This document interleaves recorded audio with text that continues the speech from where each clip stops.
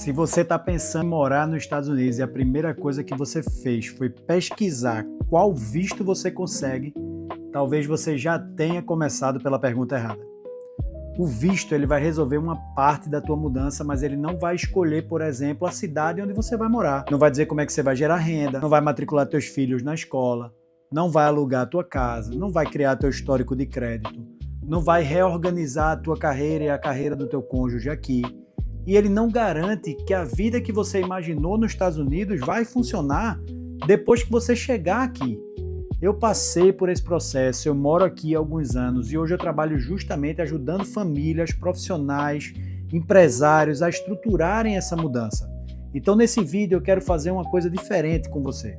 Ao invés de começar pelos vistos, vamos construir o projeto de trás para frente. Da vida que você quer ter até o caminho que pode sustentar essa vida. Porque o visto ele é etapa, a vida é projeto. Antes de se perguntar como é que você vai sair do Brasil, por exemplo, você precisa se perguntar por que você quer sair.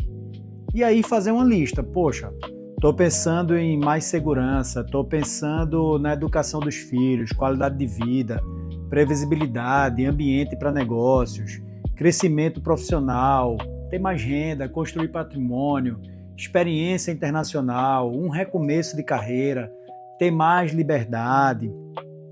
Nenhum desses motivos é automaticamente certo ou errado. Não tem resposta certa ou errada. O problema é quando uma família nunca definiu qual realmente é o motivo que está direcionando aquela decisão. Uma família movida por educação dos filhos, talvez ela escolha uma cidade e um time de uma forma completamente diferente de um empresário que quer internacionalizar a sua operação. Quando o motivo da mudança não fica claro, qualquer visto vai parecer que serve. Outro ponto que você precisa observar antes da mudança, se o projeto está inserido no contexto da tua família. Essa segunda análise ela não é imigratória, ela é familiar. Você tem que se fazer algumas perguntas. Por exemplo, os dois querem realmente se mudar? Qual é o prazo que vocês estão estabelecendo para essa mudança?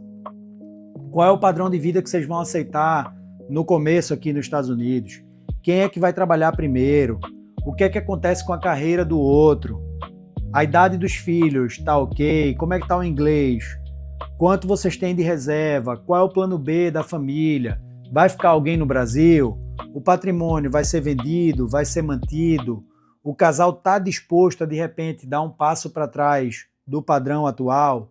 Tem muitos casais que concordam com o sonho, mas nunca negociaram o preço dessa mudança. Ponto importante também, quem vai ser o aplicante na família? O projeto ele sempre é familiar, então você vai ter o aplicante, cônjuge e os filhos. Mas quem é que quer morar mais nos Estados Unidos? Seria essa pessoa, o aplicante? Você tem que pensar que o aplicante, você tem que fazer, na verdade, uma comparação entre os dois, para entender quem é o aplicante. Levando em consideração formação, carreira, tempo de experiência, resultados, empresa, patrimônio, reconhecimentos, publicações, mídia, associações, liderança, projetos relevantes. Faz a mesma análise para o cônjuge. Às vezes o projeto ele começa com a carreira do marido e quando você olha os dois perfis, percebe que a esposa tem uma trajetória migratoriamente mais interessante ou mesmo o contrário. O planejamento, como eu disse antes, ele é familiar. Então ele não vai escolher um protagonista. Depois, ele pode escolher um protagonista, mas só depois que ele analisar o elenco todo. Você tem que levar em consideração também pontos fortes e pontos fracos. É aqui que as variáveis começam a se cruzar. Por exemplo, pontos fortes, formação, experiência, tem negócio consolidado, tem a carreira reconhecida, já tem uma alta renda, tem patrimônio, tem liderança, tem projetos, tem impacto, tem documentação. Pontos fracos, a carreira é boa, mas não tem provas. Documentação é inexistente ou é pouca. A empresa depende 100% do dono. Inglês o suficiente, pensando no projeto que você está pretendendo aqui nos Estados Unidos. Tem pouca reserva financeira, inconsistência na tua trajetória, teve muitas mudanças de carreira, ou está com muita pressa, a expectativa é irreal, está desalinhada. Às vezes o diagnóstico ele não termina no aplique agora. Termine, precisa se preparar melhor, 12 meses, 24 meses, 36 meses. Eu dividiria por objetivo e não pela sopa de letrinhas aí dos vistos, né? Turismo, B1, B2. Quem pensa em vir passear vai usar o visto de turista, lógico. F1 para quem quer fazer um visto de estudante. Pode fazer sentido para qualificação, de repente. Começar a melhorar o inglês, fazer um curso superior ou uma pós-graduação, uma transição acadêmica. Mas, repito, precisa conversar com o objetivo, com a capacidade financeira e com o plano profissional que você tem. Estudar não significa automaticamente ter autorização para trabalhar, tá? Como tem gente que diz por aí. Investimento e negócio. Aqui você olha mais para os vistos E2, L1, E2 para quem tem nacionalidade brasileira e de outro país que é elegível por tratado. L1 em determinadas estruturas de expansão, transferência empresarial ou alguma outra estratégia, dependendo do perfil. Investimento não é comprar um visto, tem que fazer parte do projeto, tem que estar alinhado com os objetivos. Vistos pensando em trabalho, habilidade, carreira, O1, H1B em determinados contextos, categoria de residência como EB1, EB2, EB2NW. Você tem uma infinidade de vistos que você precisa alinhar com o teu objetivo, com a tua expectativa e com a tua qualificação. Não é aquela história de EB2NW é o visto para quem tem diploma. O1 é o visto de quem é famoso. L1 é para abrir um LLC e ponto final. Não é assim que funciona. Você tem vistos de não imigrante, temporário, você tem visto de imigrante, residência permanente. Então você tem que levar isso em consideração também antes de começar o teu projeto. O visto do teu cônjuge, ele importa muito. Tá? Esse é um ponto que quase ninguém passa por ele, não explica muito bem. Quando você tem casal, você não pode analisar só o status principal.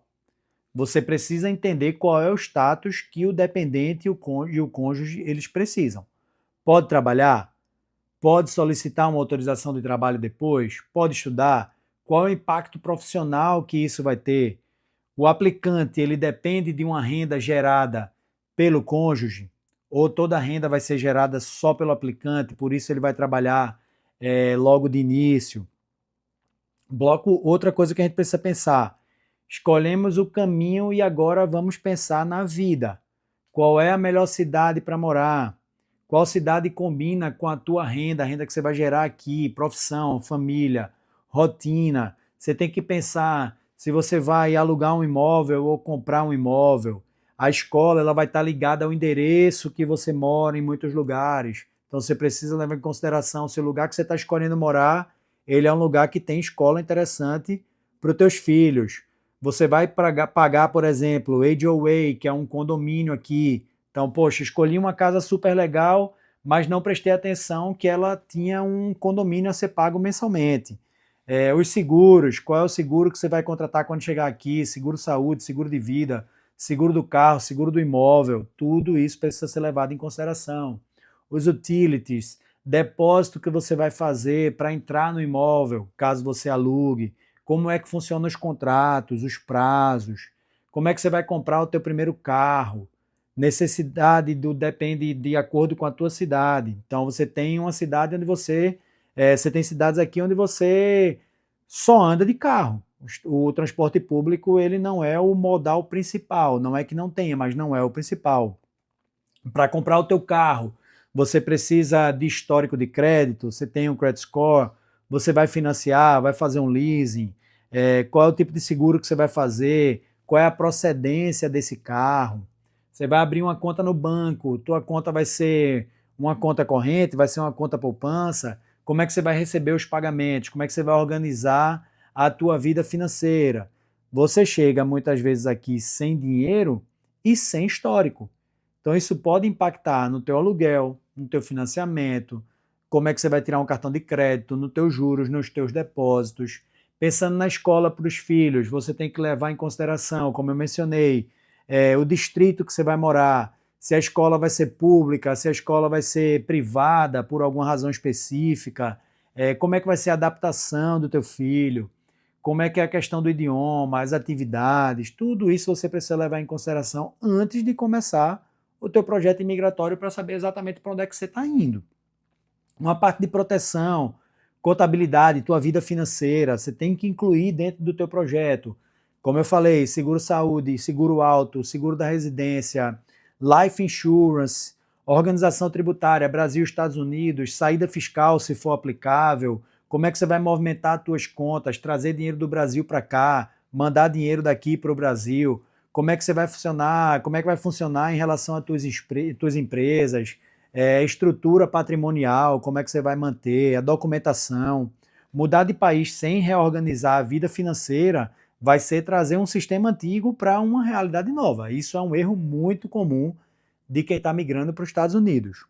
Um erro central é quando você trata todas as decisões como assuntos separados.